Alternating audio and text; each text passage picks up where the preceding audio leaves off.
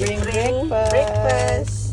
Work from office nga pala kami. Mukhang tulog pa tong kasama ko. Imbis na laptop laptop yun. Imbis kasi na laptop bag yung dala. Salamin at pabango yung nabitbit. Final up question ko pa nga siya. Baka may nalimutan pa kasi isasara ko na yung bintana para makapag Netflix na, char. Sobrang inagahan nga namin ng alis kasi wala kaming baon. Buti na lang may points kami ni Ninang Thea sa may McDo up. Kaya ayan, nakapag-redeem lang naman kami ng dalawang 1-piece chicken. O diba, easy breakfast. Bago nga pala kami pumasok ng building, dito na kami magsasapatos. Ganun talaga kapag ayaw madumihan yung sapatos. Kailangan kasi namin paabutin ng 5 taon tong sapatos para hindi bili ng bili. Madalang kasi kami bumili ng mga gamit. Tignan nyo naman yung mga suot ko. Galing pa sa merch ng company. Una nga pala namin ginawa, nagpa-pictorial ako kasi magpapalit na kami ng ID. Double check ko pa nga kaso ang bilog talaga ng pisngi. Yung camera na nga nag-adjust kaso ganun pa rin. Aray ko po. Hinayaan ko na nga lang yung final shot ko doon. Nakakahiya na rin kasi paulit-ulit kaya pumunta na kami ng pantry para magtimpla ng kape. As usual, binitbit ko na yung kusina para feel at home. Si Ninang ang nag-prepare ng mga to kaya ako magtitimpla. Kinabahan pa ako sa nakapakete. Mukha kasi siyang hinihinalang asukal na may kape. Sabi ko kay Ninang Thea, imagine na lang niya nasa Starbucks kami. Inudburan lang ng gatas tapos ginamitan ng electric whisk. Piling barista na yan. Tayo na kaya ako dito ng coffee shop. Total, only ice naman. Ano ba yan? Ang ingay naman ng ulan. Huwag niyo nalang pansinin yung maingay sa background. Ayaw tumigil ng ulan. Hindi ba siya napapagod? Kasi ako pagod na pagod na pagod na pagod na pagod na pagod na pagod na pagod na ako.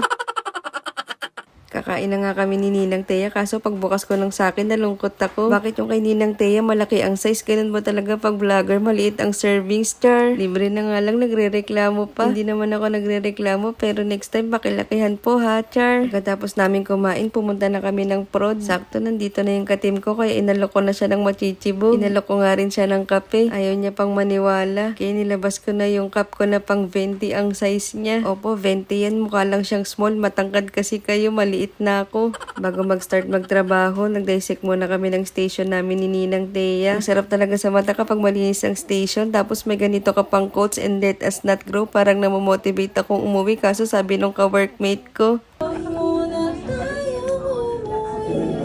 ayun, bawal pa palang umuwi kasi may a-attendan pa pala kaming town hall. Siyempre, a-attendan namin to. Pag narinig mo kasi yung word na town hall, sigurado may pagkain dito. Kaya naman nung nakakuha na kami ng pagkain, nagkalas-kalas na kami para mag-uwian. Kaso, bawal pa pala umuwi kasi hindi daw pwedeng umuwi nang wala pa kaming entry ni tropa sa TikTok. Abot pa ba kami sa deadline? So, ayun guys, hindi pa natatapos tong video. Tignan mo, ang sabi ko, tulungan kami magbaba ng gamit, naghanap ng pagkain. At iba naman yung nananahimik na kawali, napansin pa. Dala ko nga pala yan sa office kanina sa katong tripod kasi kailangan ko pa rin mag-shoot ng video para pang promotion. Daming binubuhay yan. O siya, paalam!